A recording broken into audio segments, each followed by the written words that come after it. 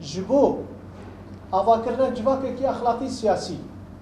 ji بۆی ئاواکردن جواکێکی کو هەر کەس تێدا وەک هەف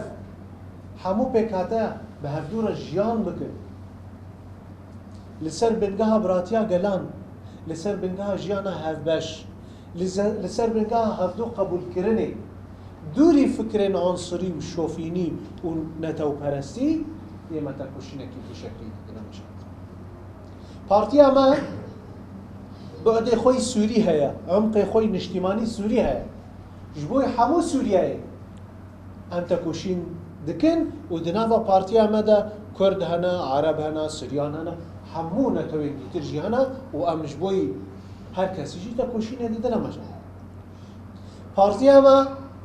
ji بۆی عمقی خۆی کوردستانیژی تەکوشینێ دکن دناوە سیستەمێکی کۆنفدرال سیستەمێکی دەموقراتیک ku drojilata navîn de her çarparçê Kurdistanê keribin hevre jiyan bikin di nava sîstemekî ku bi hevdûr e yekîtiya xwe bidin avakirin em tekoşîn dikin. Ferqa siyaseta me weke pêdê û vê nerînê ev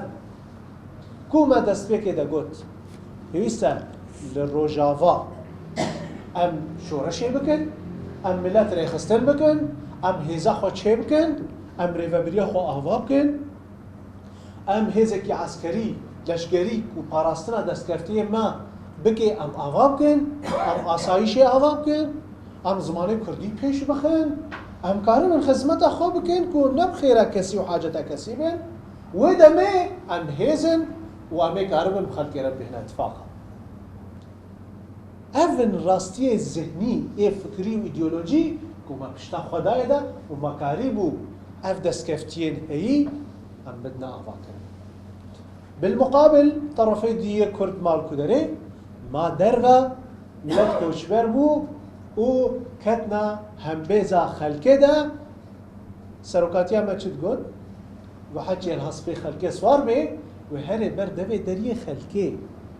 دبي مروف الهصفي خو سوار بي جبوي خاطري مروف ببي خو جبوي وي اومانا درغا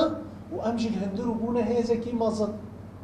ايرو روش سری صدی نوت پارتیین کردی دنوا و انجمنه دا هاتنا بونا خودی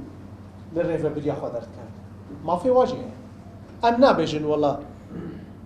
ام اف دستکفتیه منه ولا نیوان جبوی و اول ام نه پارتیه کی دستلات دار ام پارتیه کی پیشنگ بون لی ام نابجن افتشتی بویجی همویه منه جبر یوی ملتی تمامیه نه تنه کردات هنیش یه عربا ایجی یه سریانا ایجی یه کردانا ایجی